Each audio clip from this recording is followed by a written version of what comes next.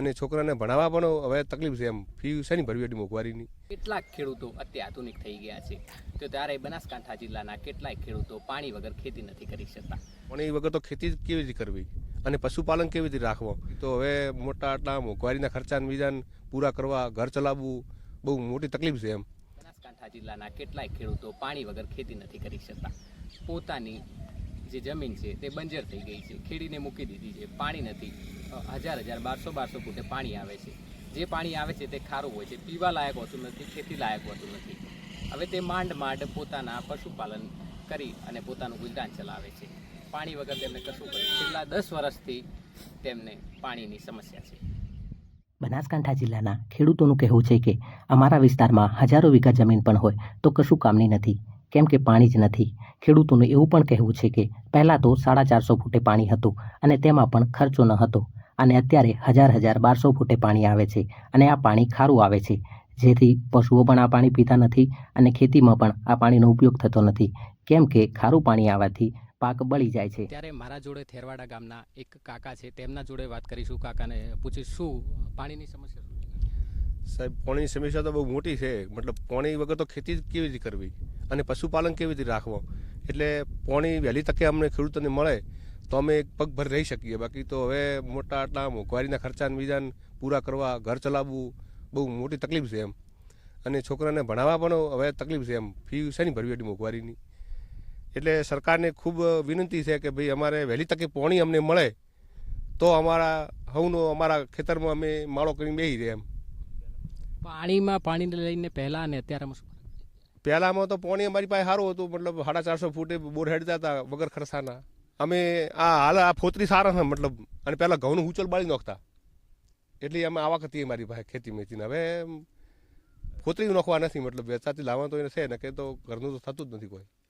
અત્યારે મારી પાછળ પણ આ ખેતર છે તે ખાલી પડ્યું છે, ખેડાયેલું પડ્યું છે પાણી વગર. તમે સાહેબ દેખો તો 1000 વીઘા જમીન ના પડી છે. શું કોમની? મતલબ જો પાણી જ ન હોય તો જમીન 1000 વીઘા હોય તો કોમની શું? એટલે આખા ગામમાં તકલીફ છે, મતલબ આખા વિસ્તારમાં તકલીફ છે, કે એક ખેડૂતની કે એક ઘરની તકલીફ નથી. એટલે વહેલામાં વહેલું પાણી મળે અને સરકારને ન હોય તો અરુભરું આવીને ચેક કરે બરું કે કેટલા હેક્ટરમાં વાવેતર કરેલું છે ઉનાળુમાં, તો પણ ખાતરી મળે કે ભાઈ ના ખેડૂતની વેદના સાચી છે. એમ તમે ખેડૂત છો ને પાણી વગર ખેતી કરવી મુશ્કેલ છે, તો તમે તમારું ગુજરાન કેવી રીતે ચલાવો? હવે અમારું ગુજરાન અમે કરોડપતિ તો થવાના નથી, 50 વર્ષ થઈ ગયો. એટલે હવે અમારે રોટલો મળવાનો છે. મતલબ મજૂરી કરો તો રોટલો, પશુ રાખો મતલબ તો આપણો એ ખર્ચ હેડ્યું જાય, મતલબ ઘર ખર્ચ. બાકી તો કે હવે કે ખેડૂતમાંથી કે હાડો ભાઈ 10 લાખનો પ્લોટ રાખી શકો કે 20 લાખનું ઘર રાખી શકો, એ તો હવે શક્ય જ નથી અને રાખ્યું નથી આ દાડો ખેડૂતે કોઈ. એટલે મતલબ અમારો આજે રોટલો છે એ હેડ્યો ઉપર ખેતીને, મતલબ પશુપાલનને, છોકરાનું નાના મોટું ભણાવવાનું. આગળ તો ભણાવી કેમ નથી પૈસા વગર.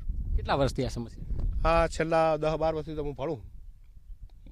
તકલીફ છે મતલબ પાણીની. એમ 10 વર્ષ પહેલા અને અત્યારે પાણીમાં શું ફરક છે? શું ફરક? ઘણો ફરક છે.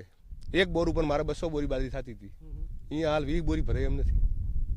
એમાં અમે 4 ભાઈ સંભાળતા. એટલે પાણીની મોટી તકલીફ છે. ખેતી કરવી તકલીફ છે. જમીન નહીં છે. 200 બોરી થતી ત્યારે જમીન નહીં હતી, અને આજે 20 બોરી થાય તો જમીન જ છે. માંગ શું કરો સરકારને? તો શું માંગ કરે કે સાહેબ આ પાણીની વ્યવસ્થા કરી આલે અમને ખેડૂતોને, તો અમારું ઘર હેડ્યું થાય. મતલબ એમ ખેતીનું તો બધાને ખબર છે કે ચીડી ટકાવારી મળે છે, બધાને બધો ખર્ચો કાઢતો. તો મતલબ હશે તો બીજા લોકોએ ખાશે જેની પાસે જમીન નથી, એ કે જેની જમીન છે એ તો ખાશે, પણ ઓલો ખાશે ને તો હશે તો ખાશે. એટલે સરકારને તો મારી એક જ વિનંતી છે કે વહેલી તકે જો પાણી મળે ખેડૂતોને, દરેક ખેડૂતોને, એમ કે મને હાલે એવું નથી, દરેકને સહિયારે પાણી મળે તો આ જગતનું ભલું થાય. મતલબ એમ આખા જીવ તો અમુક ખેતી ઉપર આધારિત છે. ઘરમાં તો કોઈને પાકતું નથી, કેમ્પ્યુટરમાં કોઈને પાકતું નથી. એટલે વહેલી તકે પાણી મળે એવી અમારી અપીલ છે. ડીસા તાલુકાના પાંથાવાડા ગામના ખેડૂતોનું કહેવું છે કે પહેલાં તો 10 વર્ષ પહેલાં તો આ ઢળક પાક થતો હતો, આ ઢળક ઉત્પાદન થતું હતું. હવે તેની સામે 5%, 10% પણ ઉત્પાદન થતું નથી. પાણીની મોટી સમસ્યા છે. તેમની એક જ માંગ છે કે પાણી માટે સરકાર કંઈક કરે.